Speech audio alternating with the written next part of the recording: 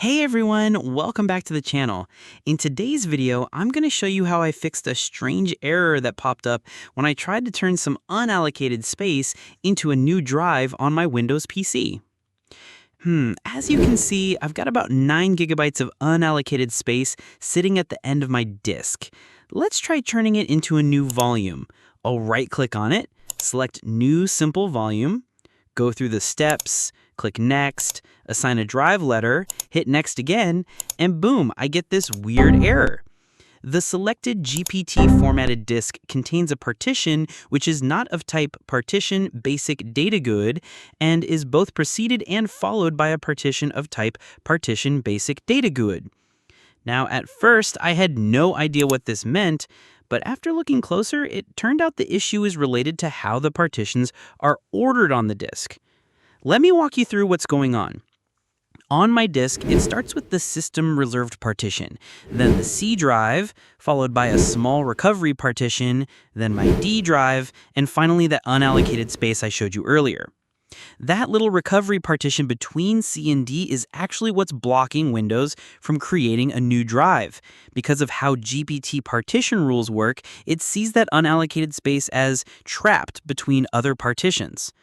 So to fix it, we're going to use a built-in tool called DiskPart.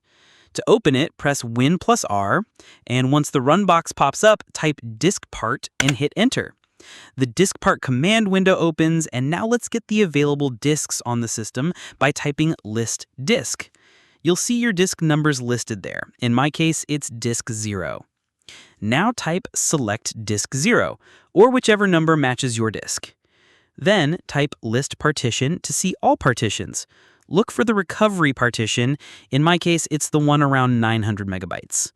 Type select partition followed by the correct number of that recovery partition, then type delete partition override.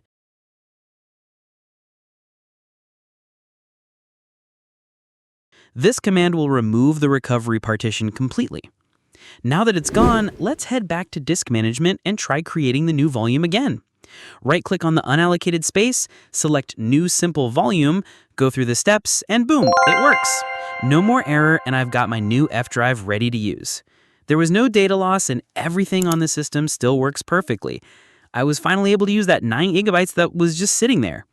I recorded the entire process from the error to the fix, so feel free to follow along in the video step by step.